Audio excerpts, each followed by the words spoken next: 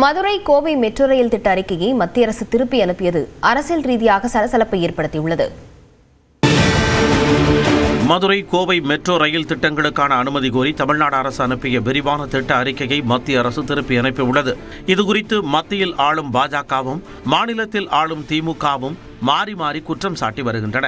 இது தொடர்பாக தனது எக்ஸ் தளத்தில் பதிவிட்டிருந்த முதலமைச்சர் மு க ஸ்டாலின், கோயில் நகர் மதுரைக்கும் தென்னிந்திய மான்செஸ்டர் கோவைக்கும் நோ மெட்ரோ என மத்திய பாஜக அரசு நிராகரித்துள்ளது என குற்றம் சாட்டியிருந்தார். இந்நிலையில் விண்ணப்பத்தில் தவறான தகவல்களை தமிழ்நாடு அரசு அளித்துள்ளதாக மத்திய அமைச்சர் மனோகர்லால் கட்டார் விளக்கம் அளித்துள்ளார். எக்ஸ் பக்கத்தில் பதிவிட்டுள்ள அவர், சென்னையை விட குறைந்த நீளமுள்ள கோவை மெட்ரோ ரயிலில் சென்னையை விட அதிகம் பேர் பயணிப்பார்கள் என்று திட்ட அறிக்கை சமர்ப்பிக்கப்பட்டிருப்பதாக தெரிவித்துள்ளார். மெட்ரோ ரயிலில் மாநகராட்சியின் மக்கள் தொகையை விட 5 மடங்கு அதிகம் பேர் பயணிக்க உள்ளதாக திட்ட அறிக்கையில் குறிப்பிட்டிருப்பதாகவும் அதற்கான காரணங்களை கூறவில்லை என்றும் மனோகர்லால் கட்டார் குற்றம் சாட்டியுள்ளார்.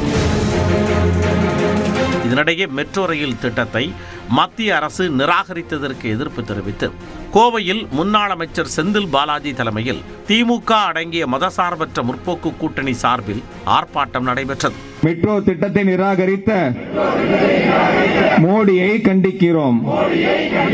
வேட்டி சட்டை திருக்குறள் எல்லாம் வேசமா, மெட்ரோ ரயில் இல்லை என தமிழர்களுக்கு துரோகமா. இதை குறிப்பிட்டு தனது எக்ஸ் பக்கத்தில் பதிவிட்டுள்ள முதலமைச்சர் மு க ஸ்டாலின், தமிழ்நாட்டின் வளர்ச்சியை தடுக்கும் தீய எண்ணமே உருவான மத்திய பாஜக அரசுக்கு எதிராக மதசார்பற்ற முற்போக்கு கூட்டணி கோவையில் திரண்டதாக தெரிவித்துள்ளார். கோவை மற்றும் மதுரை மாநகரங்களுக்கான மெட்ரோ ரயில் திட்ட நிராகரிப்பிற்கு எதிராக தமிழ்நாடு போராடும், தமிழ்நாடு வெல்லும் என குறிப்பிட்டுள்ளார். இந்நிலையில் கொங்கு மண்டலத்திற்கு மெட்ரோ ரயில் சேவை வந்துவிடக் கூடாது என்ற நோக்கில் திமுக விரிவான திட்ட அறிக்கையை தயாரித்துள்ளதாக பாஜக மாநில தலைவர் நயினார் நாகேந்திரன் குற்றம் சாட்டியுள்ளார். மதுரையில் பஸ் டிரான்ஸ்போர்ட்டுக்கும் மெட்ரோ டிரான்ஸ்போர்ட்டுக்கும் 2 to 3 மினிட்ஸ் தான் கேப் இருக்கு எழுதியிருக்காங்க. இவங்க ஏன் அப்படி எழுதுனாங்க? எங்களுக்கு வேணும் அப்படின்னு எழுதணும். ஒன்று ரோ அப்படின்னு சொல்லுவாங்க, மீட்டர் ரோ அப்படின்னாக்கி அந்த ஸ்டேஷன் மெட்ரோ ஸ்டேஷன் அதில் மினிமம் 22 மீட்டர் அகலம் இருக்கும். இவங்க கொடுத்துருக்கிறது 10 to 12 மீட்டர் கொடுத்துருக்கிறாங்க. அதே சமயம் நிராகரிப்பதற்கு முன்பு மாநில அரசிடம் மத்திய அரசு விளக்கம் கேட்காதது ஏன் என திமுக எம்பி தயாநிதி மாறன் கேள்வி எழுப்பியுள்ளார். ஆய்வு கொடுத்திருக்காங்களே, கொடுத்து கிட்டத்தட்ட 2 நாடுகளை அந்த கோப்பையை வைத்துக் கொண்டு என்ன இப்ப சொல்வீங்களா? அதாவது இப்போது அது பத்திரிகைகள் சொல்வதனால் நீங்க எழுத்து கேட்டிருக்கலாம்ல.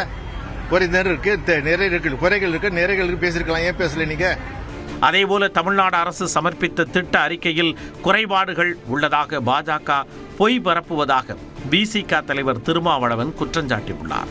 கூட்டாட்சி முறையை சீர்குலைக்கும் வகையில் தொடர்ந்து தமிழ்நாட்டை மத்திய அரசு புறக்கணிக்கிறது என்றும் இதற்கு பாஜகவின் தமிழ்நாடு விரோத நிலைப்பாடே காரணம் என்றும் விமர்சித்துள்ளார். இந்நிலையில் திட்ட அறிக்கை மீண்டும் சமர்ப்பிக்கப்படுமா, கோவை மற்றும் மதுரைக்கு மெட்ரோ ரயில் வருமா என்பதே ஒட்டுமொத்த மக்களின் எதிர்பார்ப்பாக உள்ளது.